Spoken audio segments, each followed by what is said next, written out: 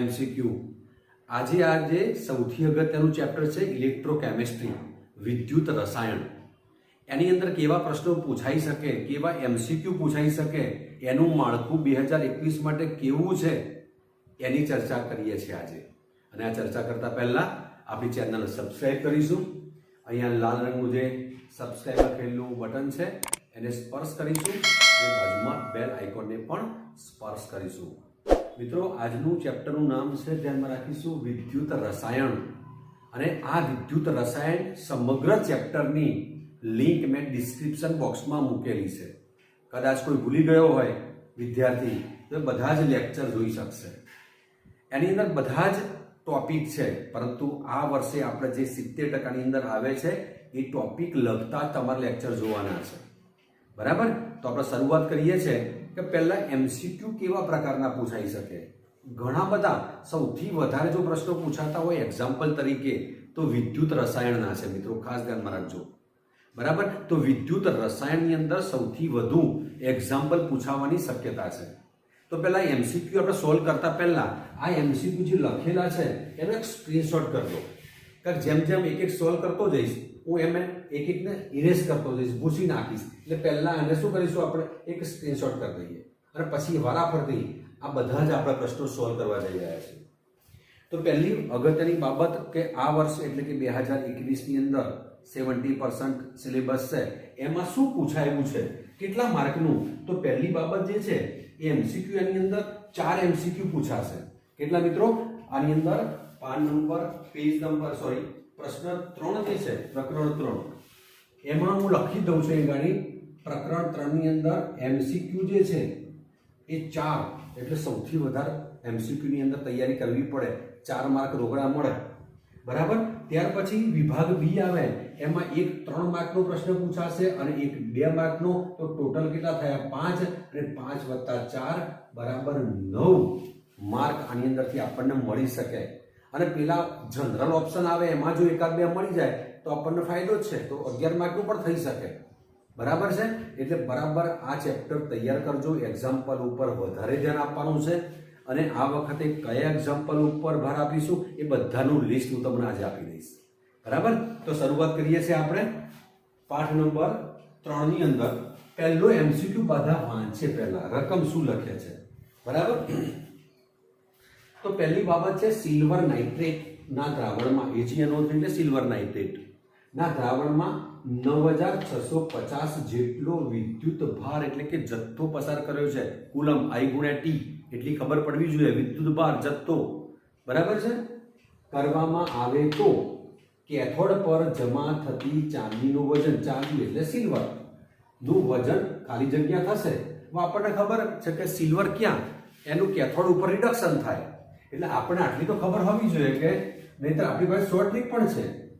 આ Ag plus 1 electron, અહીંયા silver. બરાબર? ડિસ્ક્રિપ્શન જો આખો એક્ઝામ્પલ ગણવું હોય તો મેં તમને એ લેક્ચરમાં સમજાવ્યા છે, પણ એક શોર્ટ સૂત્ર પણ આપેલું છે. તો આપણે શોર્ટ સૂત્ર દ્વારા આ એમસીક્યુને આપણે સોલ્વ કરવું છે. યાદ છે બધાને? વજન બરાબર I ગુણ્યા T. I એટલે એમ્પિયર, T એટલે સમય સેકન્ડમાં, ગુણ્યા એનું એટોમિક વેઇટ. કારણ કે એટોમિક વેઇટ એટલે ખબર છે પરમાણુ દળ. સિલ્વરનું કેટલું હશે? 108 ગ્રામ એનું પરમાણુ દળ છે. યાદ રાખીશું, આપેલું તો હશે જ, પણ આવા સામાન્ય દળ આપણે યાદ રાખવા પડે. છેદમાં લખીશું આપણે n ફેક્ટર અને ગુણ્યા 96500. આ એક સૂત્ર તમને આપેલું છે અને શોર્ટ ટ્રીક દ્વારા પણ આપેલું છે. બરાબર? હવે આપણે જોવાનું છે કે I ગુણ્યા T બંને સાથ અલગ અલગ નથી આપેલા, બંનેનો ગુણાકાર એને આપી દીધો છે આપણને. અરે વાહ!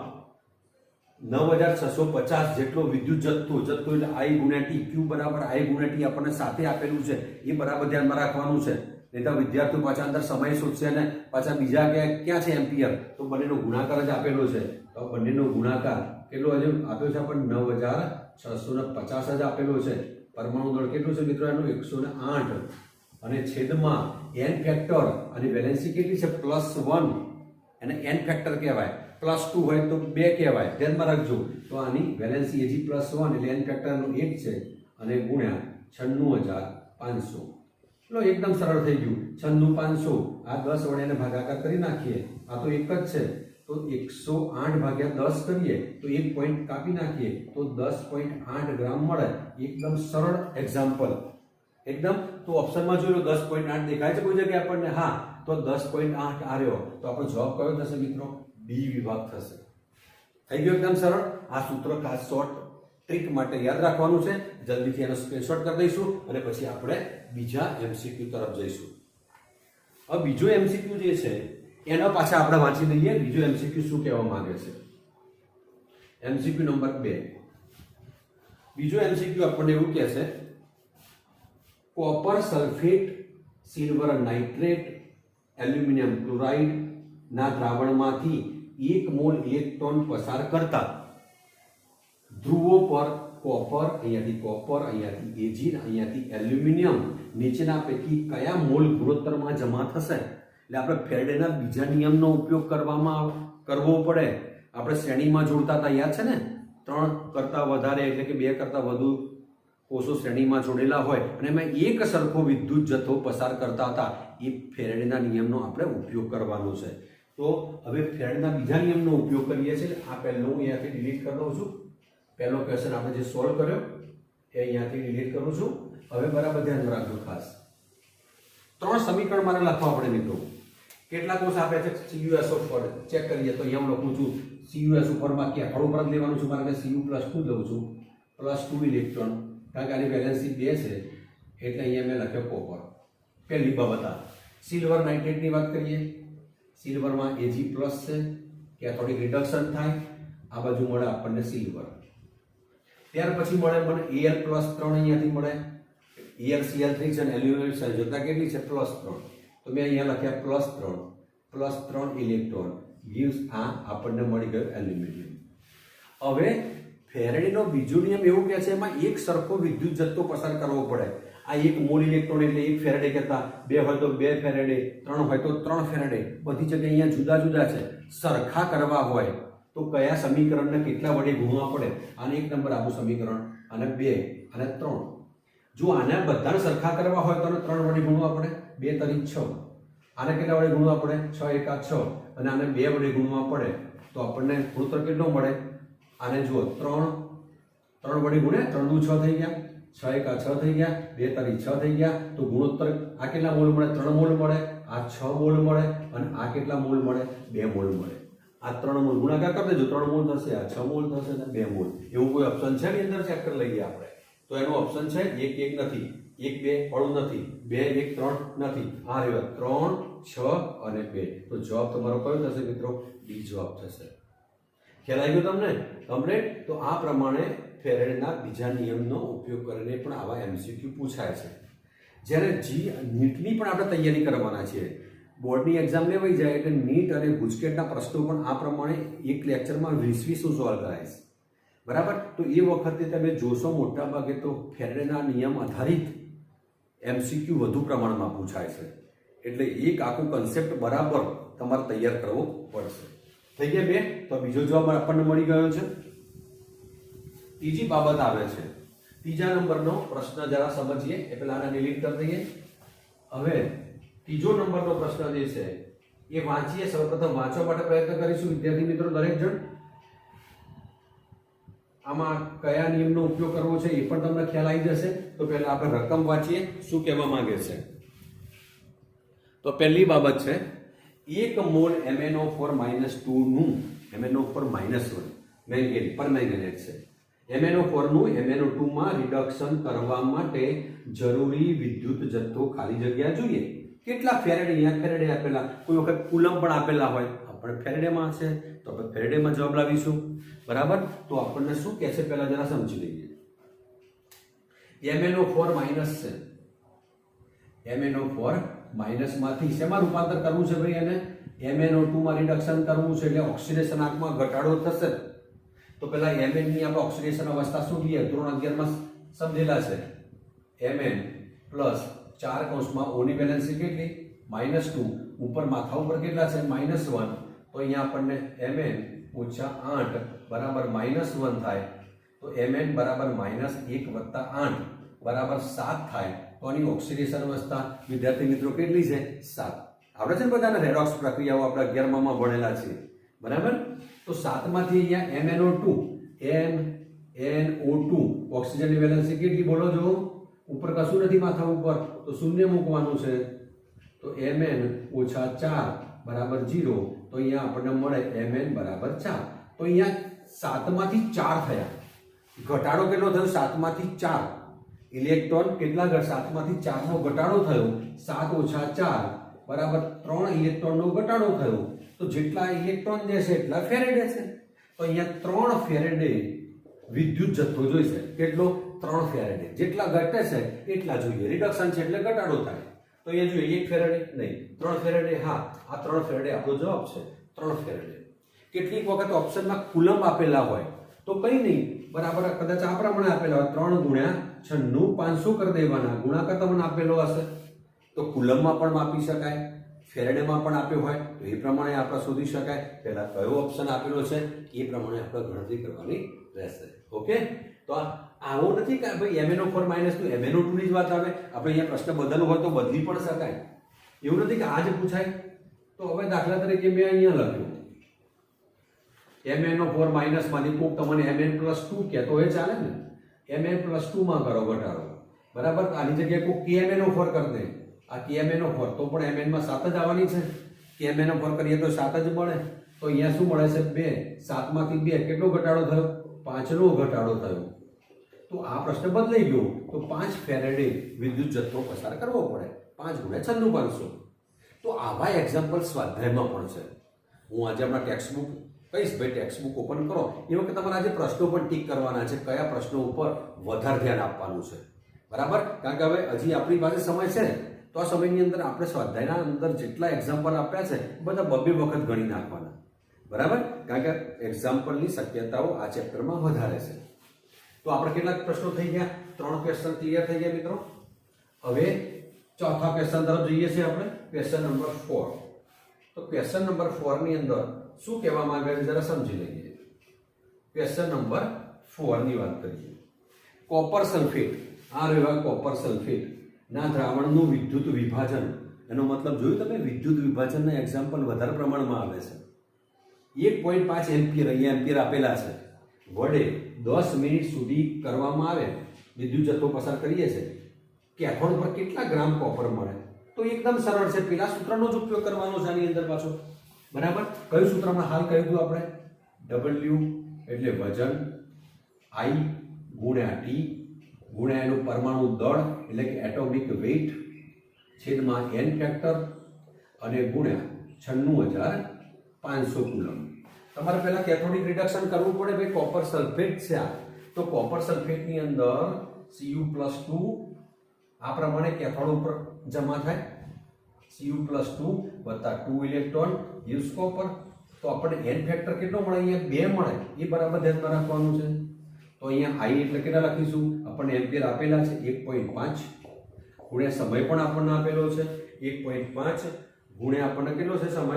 1.5 ગુણ્યા 10 મિનિટ આપેલા છે. આપણે સેકન્ડમાં લાવવાનો છે, ધ્યાનમાં રાખજો. શેમાં લઈશું આપણે? સેકન્ડની અંદર લઈશું. તો 1.5 ગુણ્યા 10 ગુણ્યા આ 60 સેકન્ડ લઈ લીધા.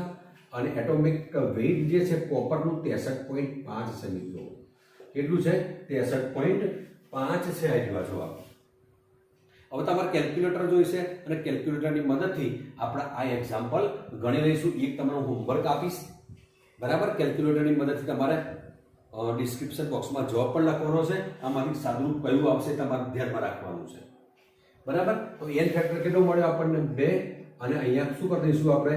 96,500 કુલમ કરી દઈશું. અને કેલ્ક્યુલેટર દ્વારા તમારે આનો જવાબ શોધવાનો છે. અને આ 4 માંથી કયો જવાબ આવે એ તમારા જે મને ડિસ્ક્રિપ્શન બોક્સમાં અથવા કોમેન્ટ્સમાં તમારે જવાબ આપવાનો છે કે સાહેબ આ જવાબ આવે. આ 4 માંથી જ આવવાનું છે, બરાબર. સાદુરૂપ આપતા તો આપણને આવડે. તો આ પ્રમાણે મિત્રો આપણે કયા નંબરનો ક્વેશ્ચન સોલ્વ કરી દીધો? ચોથા નંબરનો ક્વેશ્ચન સોલ્વ કરી દીધો છે. જવાબ તમારે સાદુરૂપ જ આપવાનું છે, બરાબર. ત્યાર પછી આવે છે ક્વેશ્ચન નંબર 5 ની વાત કરીએ મિત્રો. તો ક્વેશ્ચન નંબર 5 જે છે, તો ક્વેશ્ચન નંબર 5 ની રકમ પહેલા તમે વાંચી લો. 5 શું કહેવા માંગે છે, બરાબર. તો તમે બરાબર ધ્યાનમાં રાખજો. કદાચ કેટલાક વિદ્યાર્થીઓ પાછા આનું સાદુરૂપ નહીં આપે, પણ મને જવાબ તો આપજો જ. આ B અત્યારે હું લખું છું હાલ, બરાબર. પણ તમે જવાબ તો લખજો જ. હવે આવી ગયો છે એટલે પ્રમાણિકતાથી તમે કામ કરજો, બરાબર, સાદુરૂપ આપજો. આ સાચું છે ખોટું ચેક કરજો. મંદ NaCl નું વિદ્યુત વિભાજન કરતા એનોડ પર કઈ નિપજ મળશે? સોડિયમ, ક્લોરીન, O2 અને H2. મિત્રો હવે હું તમારા પ્રશ્નો કહીશ ને તો પ્રશ્નોની અંદર વિદ્યુત વિભાજન એટલે શું અને આપણા કયા કયા વિદ્યુત વિભાજનને અહીંયા તૈયાર કરવાના છે એ પણ હું સમજાવીશ. આપણને એમ કહ્યું છે મંદ NaCl. શું કહ્યું છે આપણે? મંદ NaCl. હવે મંદ NaCl આવે, મંદ NaCl નું વિદ્યુત વિભાજન મંદ NaCl છે, પછી Na2SO4 છે, સોડિયમ સલ્ફેટ નું જલીય દ્રાવણ. આ બધા કેવા છે કે જેમાં ફક્ત પાણીનું જ વિદ્યુત વિભાજન થાય. એમાં સોડિયમ અને ક્લોરીન પોતે ભાગ લેતા નથી. એટલે એક ઓપ્શનમાં આપણને આપેલા હશે, સોડિયમ પણ આપેલો હશે, ક્લોરીન પણ આપેલો હોય, પણ એ લોકો ભાગ ના લે કારણ કે આ તો પાણીનું વિદ્યુત વિભાજન છે. તો અહીંયા આપણે લઈએ આ એનોડ અને આ કેથોડ, આ પ્લસ આ માઇનસ, આ બહારથી વીજ પ્રવાહ પસાર કરીએ છે તો એનોડ છે અને આ કેથોડ છે. આપણને એનોડ ઉપર પૂછ્યું છે, બરાબર. તો એનોડ છે આપણે કઈ જગ્યાએ પૂછ્યું છે કે એનોડ પર કોણ ઉત્પન્ન થશે? એનોડ એટલે પ્લસ છે, પાણીમાં H2 પણ છે અને O2 છે, આની વેલેન્સી માઇનસ છે એટલે અહીંયા O2 મળશે અને કેથોડ ઉપર શું મળશે? હાઇડ્રોજન મળશે. આ બાબત બરાબર ધ્યાનમાં રાખજો. ને કેટલાક વિદ્યાર્થીઓ સોડિયમ અને અહીંયા એનોડ છે એટલે ક્લોરીન લખીને આવે, અહીંયા સોડિયમ તો ના, પીગલિત શબ્દ વાપરેલો હોય, પીગલિત NaCl તો બરાબર છે. આ કેવો છે? મંદ NaCl છે. ત્રણે ત્રણ વિદ્યુત વિભાજન અલગ છે એટલે બરાબર ધ્યાનમાં રાખજો ખાસ. તો 5 પ્રશ્નો આપણે સોલ્વ કર્યા અને આવા ઘણા બધા પ્રશ્નો આપણે તમારા જાતે સોલ્વ કરવાના છે. એક નથી, એવા અસંખ્ય પ્રશ્નો છે. કન્સેપ્ટ આવડતો હશે આપણને તો પ્રશ્ન ગમે તે આવી શકે, રકમ બદલાઈ શકે. અને આપણા વિદ્યાર્થી તો જોરદાર છે કેમિસ્ટ્રીની અંદર, બધા ટોપ પરિણામ બી આવવાનું જ છે આપણું અને આવશે જ, બરાબર. હવે આપણે એનાથી આગળ વધીએ છીએ. હવે પહેલી તો વસ્તુ કે એક્ઝામ્પલ કેવા પ્રકારના પૂછાય એ પણ થોડીક ચર્ચા કરી લઈશું સ્વાધ્યાયની અંદરથી. હું તમને છેલ્લે ટીક કરાવીશ તમારે કયા પ્રશ્નો ઉપર વધારે ધ્યાન આપવાનું છે દાખલામાં. પહેલા થિયરીની વાત કરીએ તો હવે પહેલા વિદ્યુત વિભાજન. પહેલો પ્રશ્ન છે કે વિદ્યુત વિભાજન એટલે શું?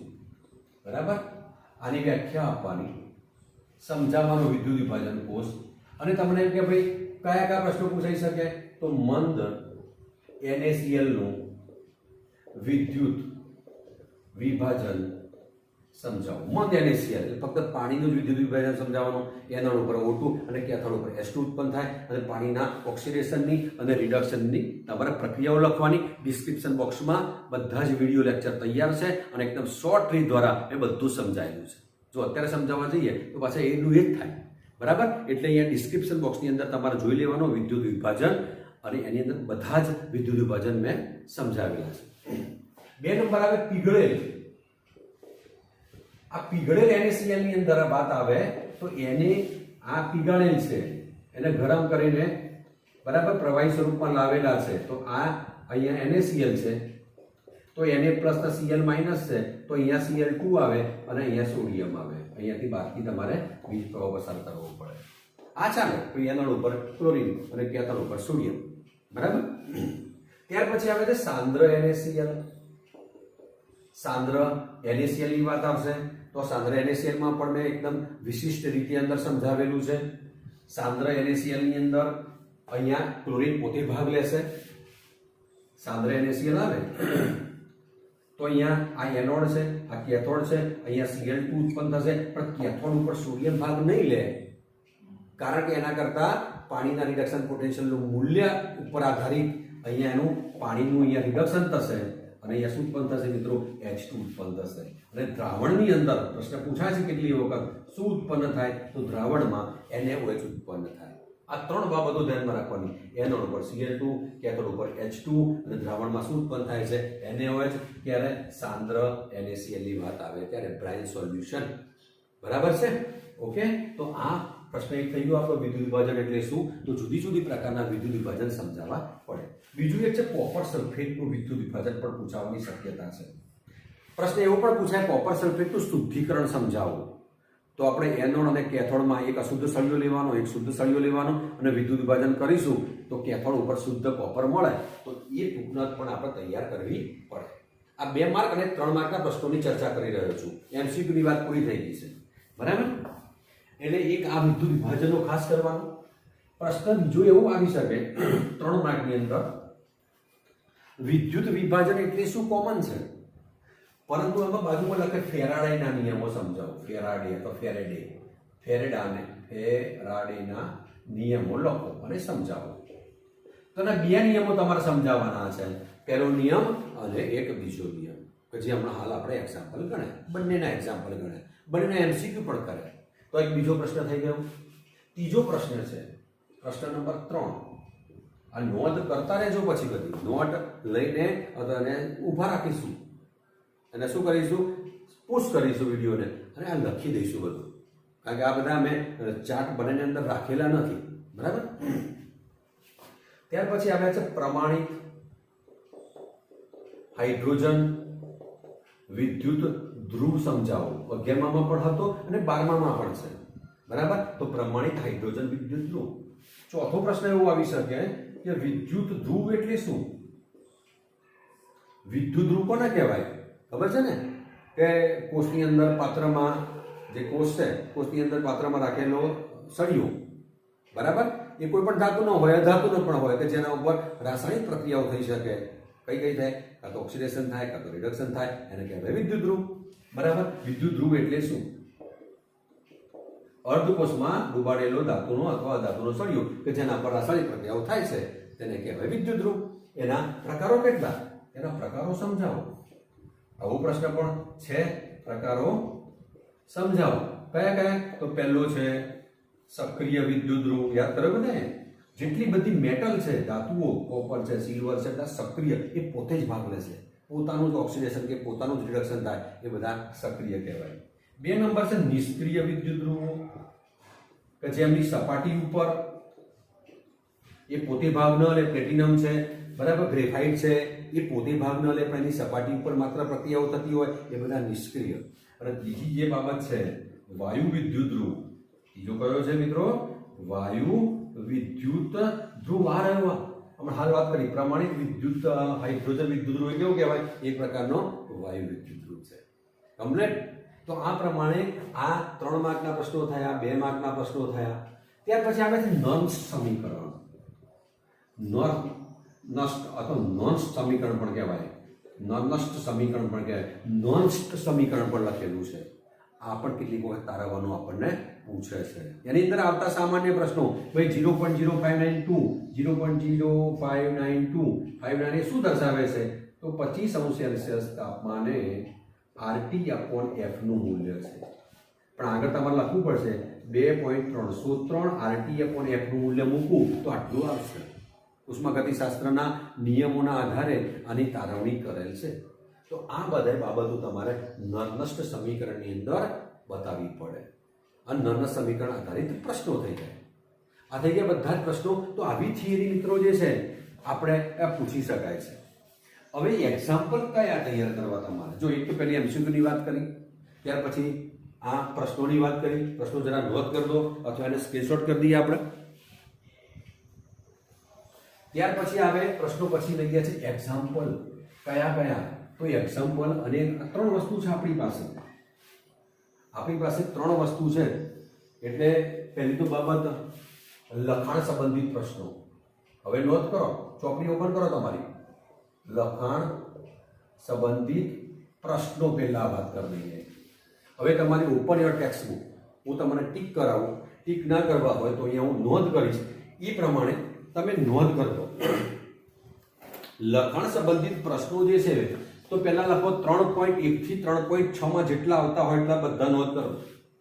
3.1 થી 3.6 સુધીના એમાં જેટલા આપણા અભ્યાસક્રમની અંદર હશે એના ઉપર ધ્યાનમાં રાખજો ખાસ. એટલા કદાચ આપણા અભ્યાસક્રમમાંથી નીકળી ગયેલા હોય કે 70% બહાર ના હોય ને તો એ ના લેશો તમે.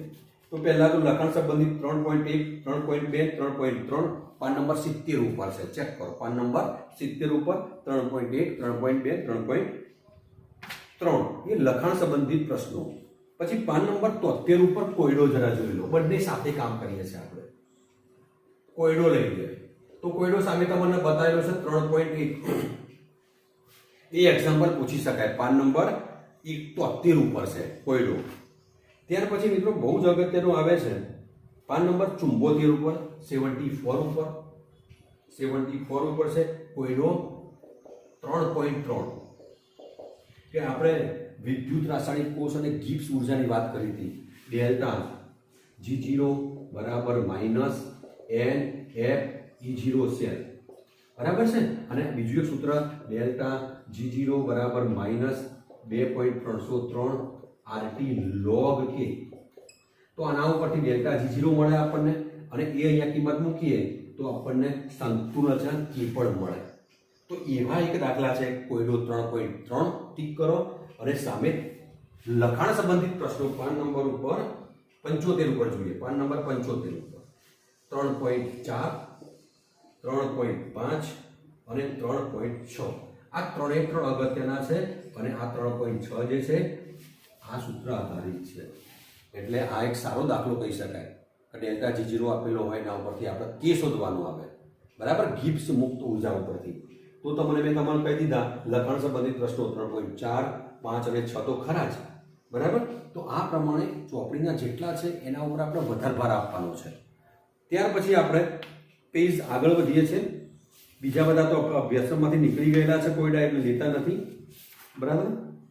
હવે કોયડો 3.1 લખી દેજો. 1.1 થી તો બધા જ છે, અભ્યાસક્રમમાં હોય એટલા બધા લેજો. ત્યાર પછી આવો પેજ નંબર 93 ઉપર આખું સ્વાધ્યાય. સ્વાધ્યાયમાં કયા કયા ઉપર આપણે ભાર આપવો છે તો જરા સ્વાધ્યાયના એક્ઝામ્પલ જોઈ લઈએ. સ્વાધ્યાય જરા જોઈ લો. તમારી ટેક્સ્ટબુક ખુલ્લી રાખો તો તમને ખબર પડશે અને હું થોડીક માહિતી આપતો રહીશ. પહેલો જ સ્વાધ્યાયની અંદર 3.1, 3.2 અને 3.3 એક્ઝામ્પલ જે છે 1, 2 અને 3 એ 2 માર્કની અંદર પણ પૂછી શકાય, MCQમાં પણ પૂછી શકાય એવા છે. EMF સિરીઝ ઉપર આધારિત છે એટલે ખાસ કરજો. 3.1, 3.2 અને 3.1 સ્વાધ્યાય. આ સ્વાધ્યાય મેં 3.1, 3.2, 3.3 હું જે રાઉન્ડ કરીશ નહીં ગાડી એ બહુ સૌથી અગત્યનો હશે. 3.5 જે છે એ બહુ સૌથી અગત્યનો છે કે જેની અંદર 4 એક્ઝામ્પલ આપેલા છે. નનસ્ટ સમીકરણ દ્વારા આપણે E0 સેલ શોધવાના, E સેલ શોધવાના છે. E સેલ એટલે બિન પ્રમાણિત કોષનો પોટેન્શિયલ, બરાબર. તો આ ખાસ કરજો. ત્યાર પછી આવે છે 3.5 પછી પાછળ પાનું ફેરવો.